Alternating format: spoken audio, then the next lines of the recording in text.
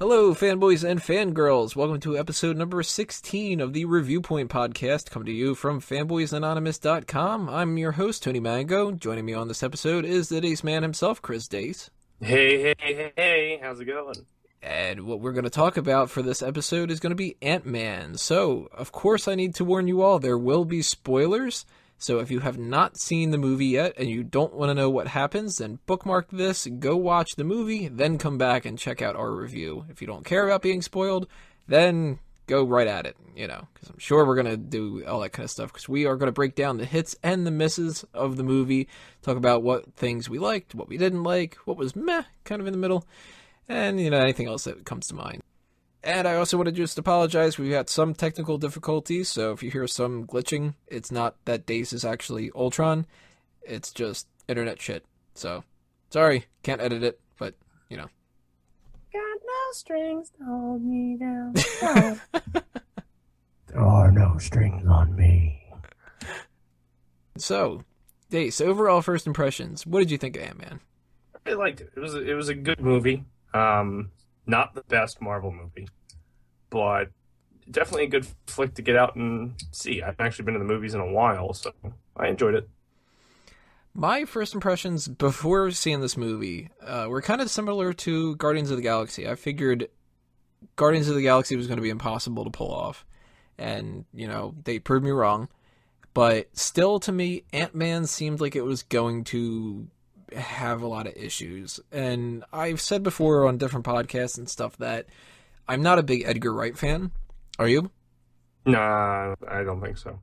I can't think of anything he did. Everything that I've seen of his, I haven't thought was really that funny. Or, like, at most I've been like, oh, I can see why people like it, but it's not my thing. So when everybody went nuts that he was going to be, commandeering this film, I was just like, oh, man, like, Ant-Man kind of sucks, and you get a director that doesn't have the best track record for me. And then when everybody, lashed out and they were like, what, Edgar Wright's not going to do it, this movie's going to suck. And I was like, hey, maybe there's a good shot here. Like, a very unpopular opinion, but I still thought that Ant-Man was going to end up sucking. And I'm happy to say it doesn't suck. I do have to say, though, it's probably one of my least favorite Marvel films. I could see that. It's a character that not any of us know much about. At least me. I don't know. I knew a little bit about Hank Pym, and then they went with Scott Lang, and it was like, I don't know anything.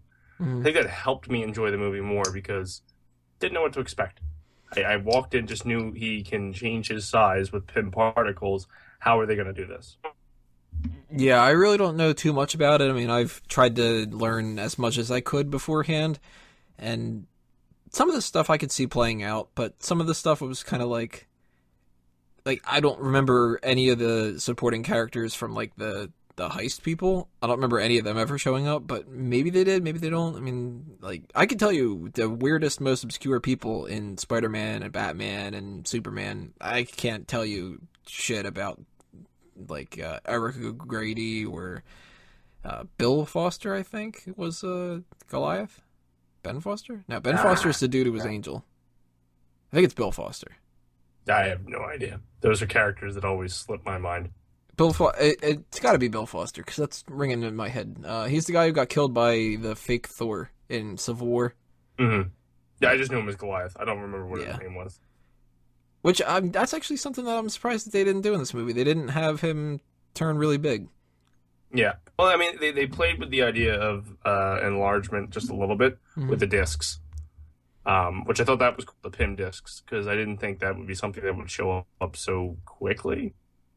I don't know if you could say that, but it was interesting what they did.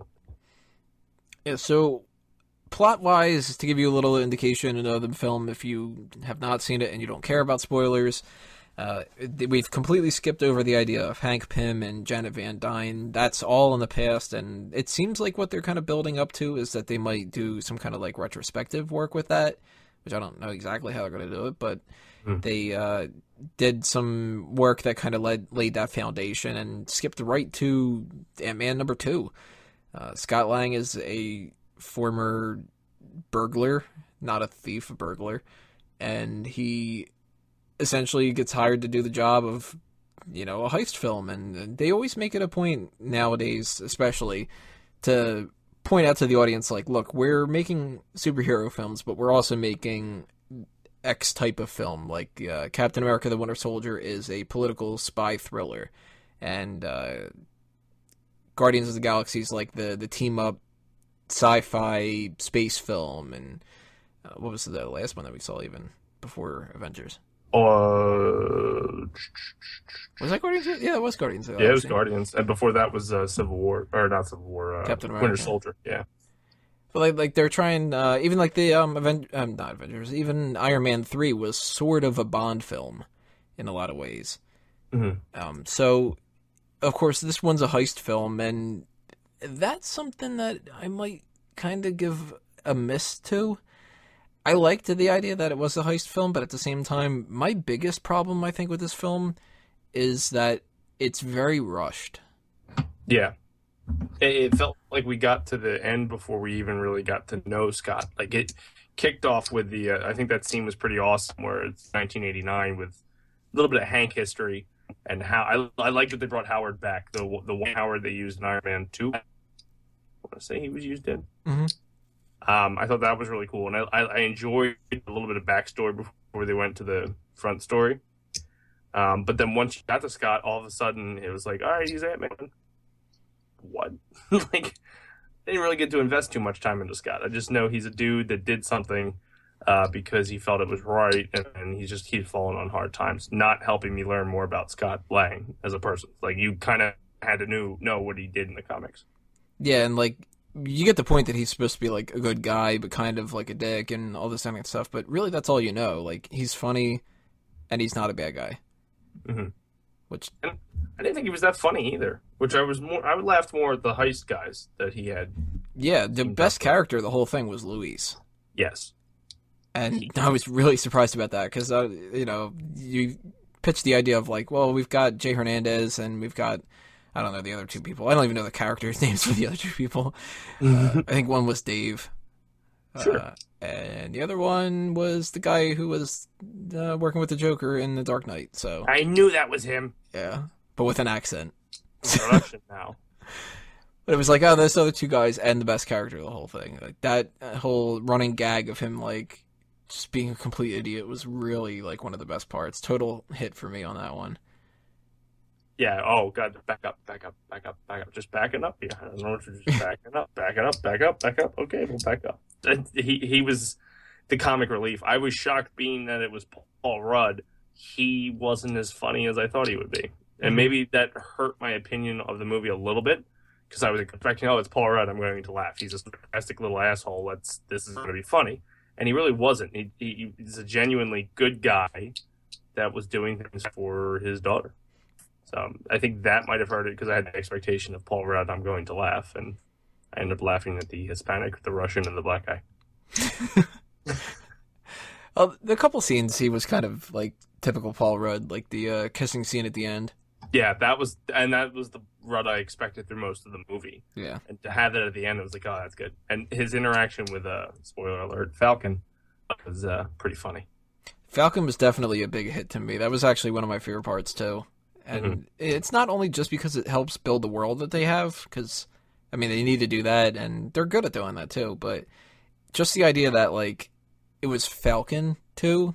Like, instead of, I mean, I would have loved an appearance by Tony Stark or, whatever, but, like, there are all the other people, and Falcon's somebody who probably is not going to have, like, too much to do in Civil War.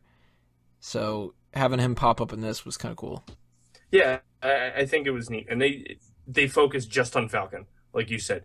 He was talking to someone on the comm, which could have been Black Widow, Scarlet Witch. It could have been any one of those characters we were left with at the end of Age of Ultron. But they just kept him talking, but didn't have anyone interact. So it was good focus to say, hey, remember, this is Falcon. Falcon is an Avenger. Just saying, remember, Falcon. Hey, it's Falcon. So cool new suit, cool. Too. Yeah, I love the suit. The suit was it wasn't cartoonish. It was more tech driven, and he was it was good a good not forced cameo when it comes to the Marvel universe. some of them feel kind of forced. This one felt like, yeah, that makes sense.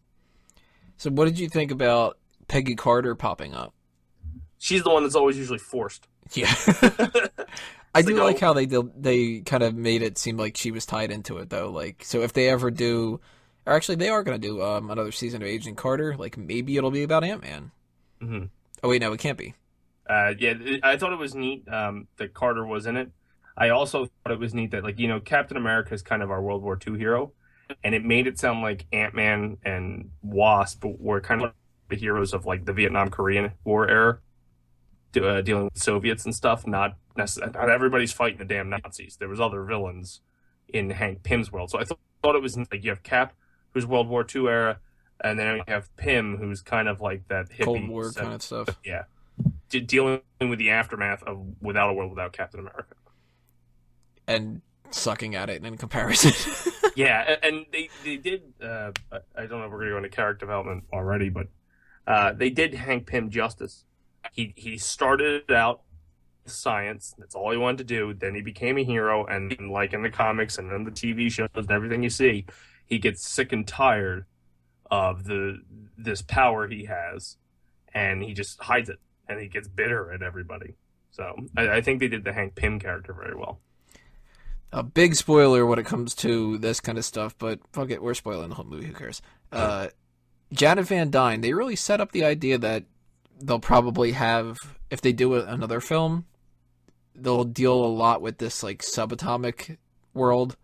Mm-hmm. Who do you think that they could cast to be a good Janet? Because they went out of their way to not have anybody in the film. Like, they showed her 3 times, I think, and it was a hat covered everything but her lips, and she was in the suit, and that was like it.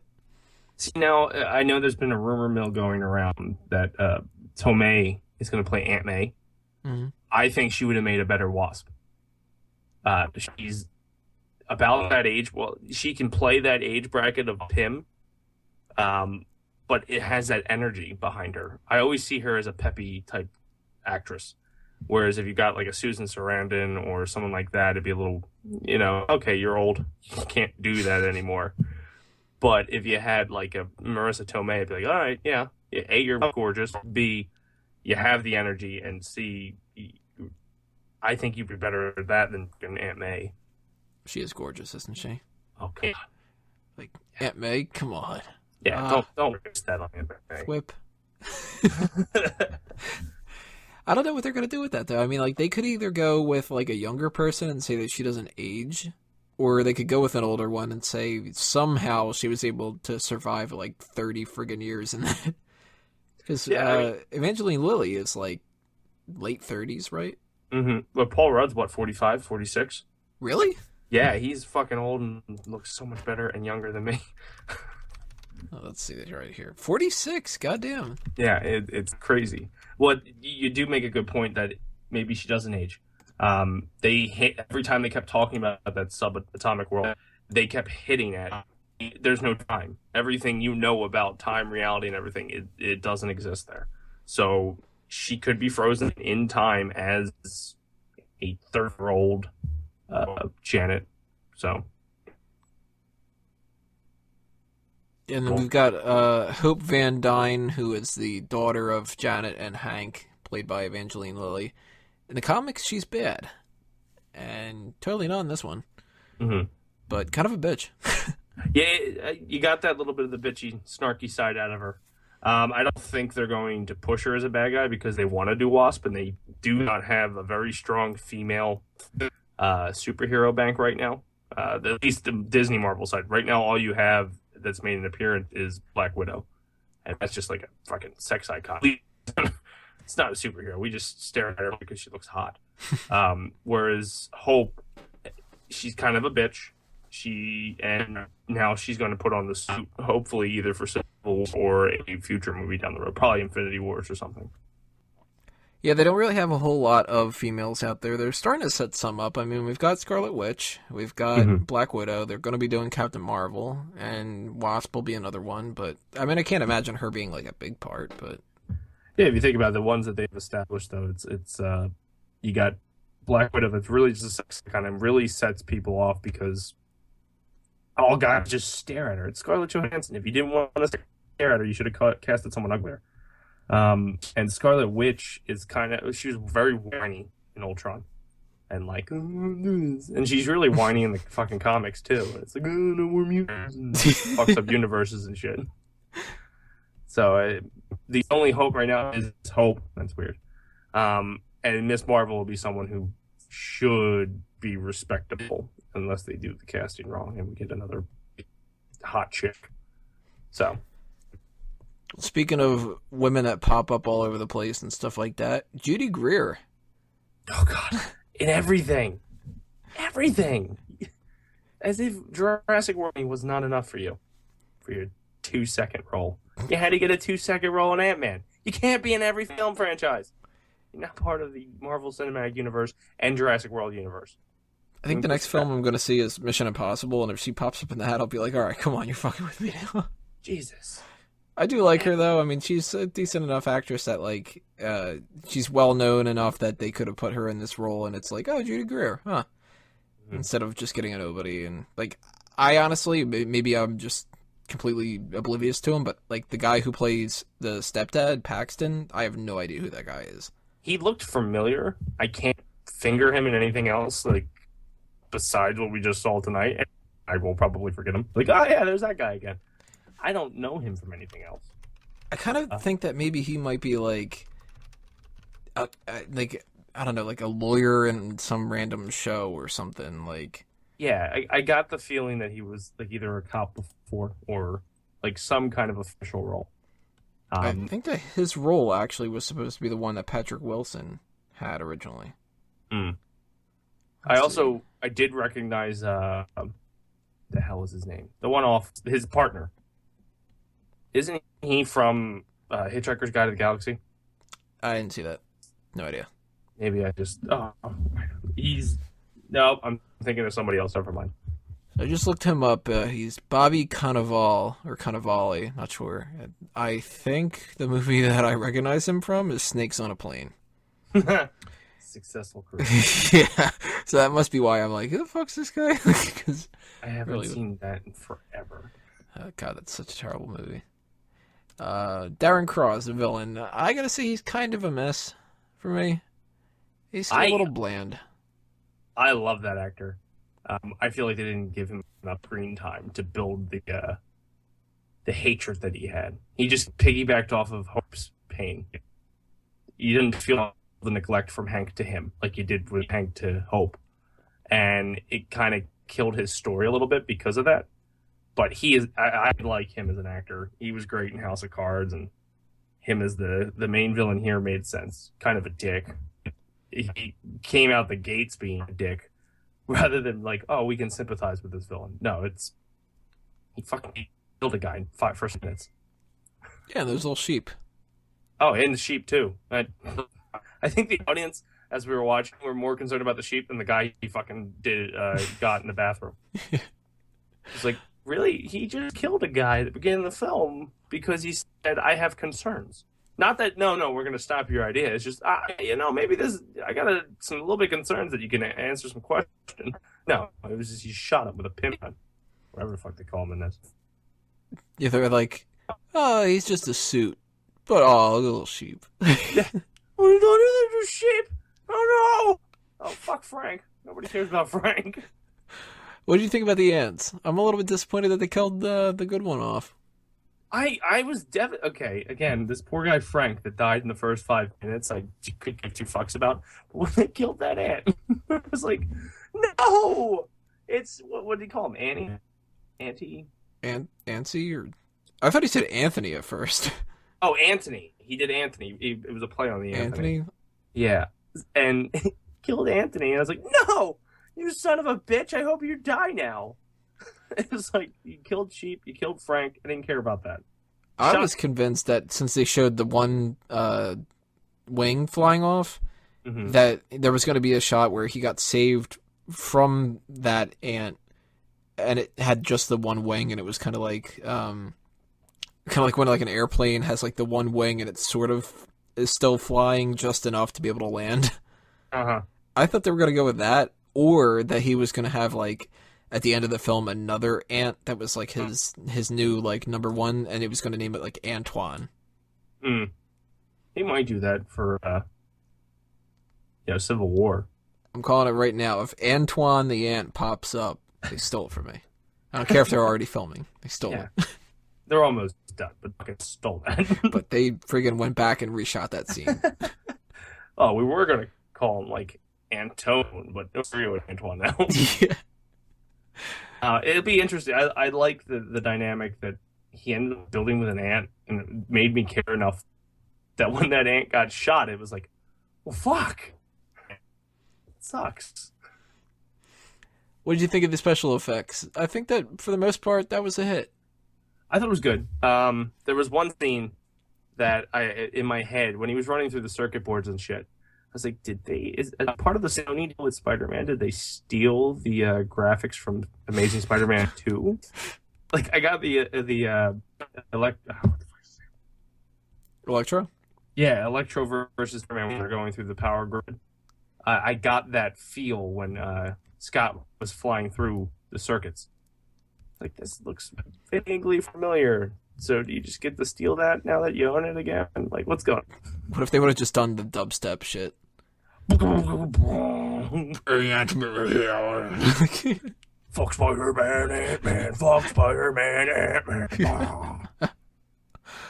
That's a miss for me, though, the music. Oh, it was nothing to write home about, and sometimes it was just like, the best music was the car horn. That's pretty sad, isn't it? Yeah, so that's pretty awesome. Nothing else is memorable. I like Christoph Beck, who did the film music, but man, like, you give like, even before this, earlier today, I was listening to a bunch of random songs, just had my music playing, and the end theme from Iron Man 3 popped up, and it's been stuck in my head all day, because it's catchy as hell, that bum bum bum bum bum bum bum bum bum.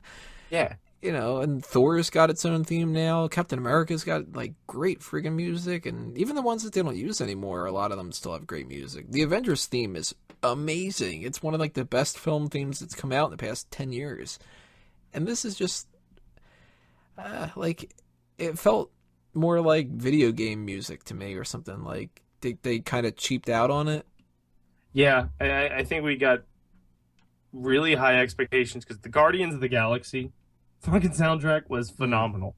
I have that on record. I have it on CD. I have the MP3s. It's just so good to listen to, start to finish. All the soundtrack songs and even the score. And then it just kind of, this film, just not satisfied.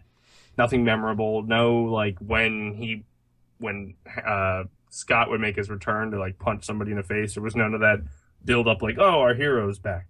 It was just kind of, yeah, this is, we have to put music in the film, so let's just do this. I'm going through my notes right now. I totally forgot to mention Hydra. Yes, that was a good throwback. Like, you kind of feel after Civil War, after Winter Soldier, and then the second season of Agents of S.H.I.E.L.D., that Hydra's kind of like an afterthought now. Like, yeah, we've ran our Hydra course. We're kind of done with it. We beat the fuck out of them in both Avengers, or in Avengers Age of Ultron. S.H.I.E.L.D., we kicked their ass. It just kind of felt like, oh, well, Hydra's a back burner thing. And then, boom.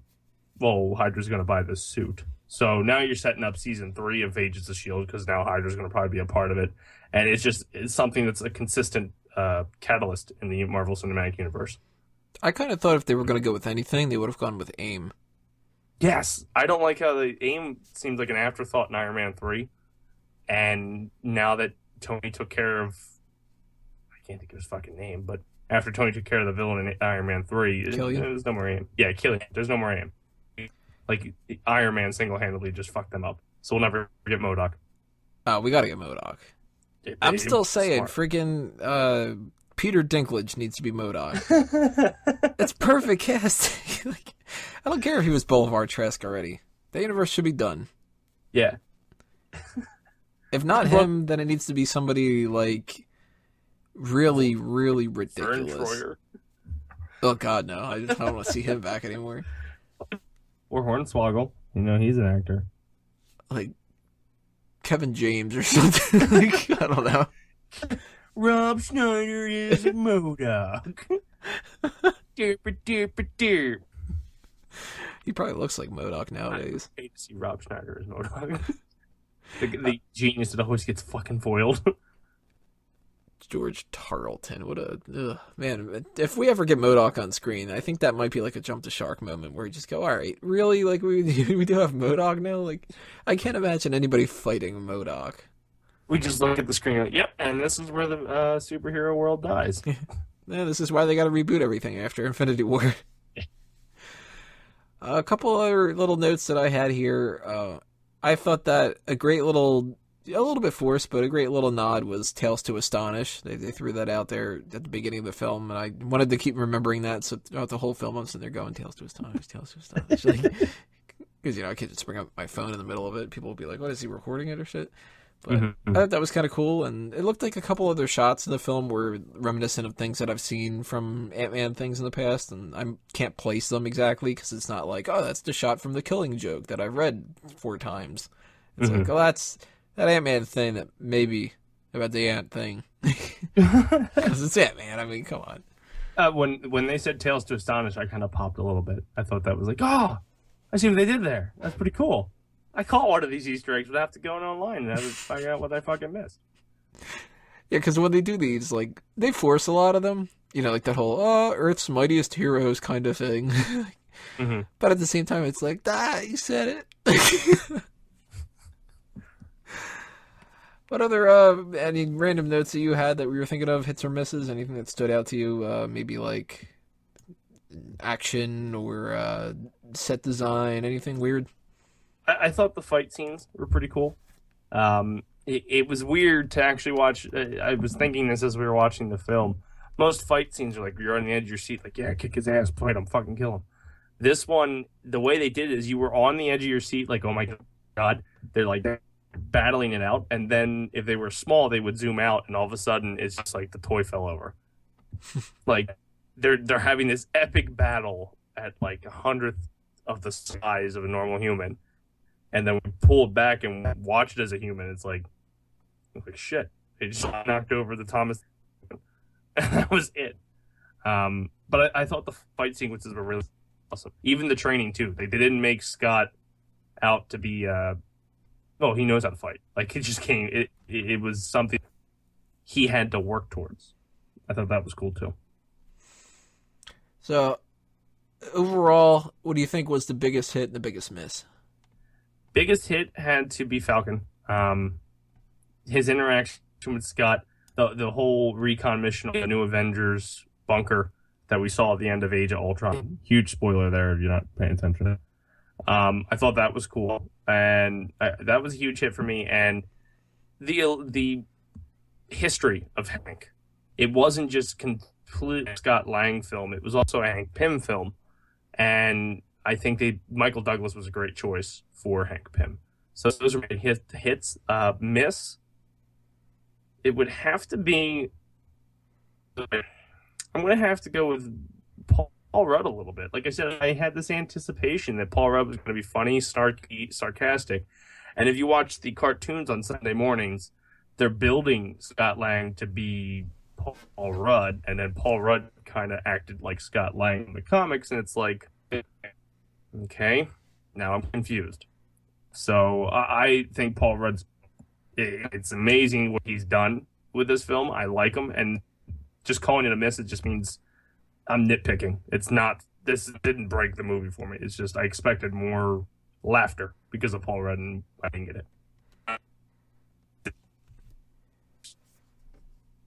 it. See, I gotta go... Probably the biggest hit is... the references to the other kind of movies that we've gotten, like the flashback kind of stuff. We know that Peggy Carter and Howard Stark have been involved in the early S.H.I.E.L.D. stuff. Now we know that Hank Pym was working as Ant-Man in the 80s, and we can kind of go back and visit that in the past and stuff. But one that stood out to me probably more than any of the other ones, and I mean, Falcon, of course, is like, it hits you right in the face, but I really dug that they threw a Spider-Man reference out there. That was cool.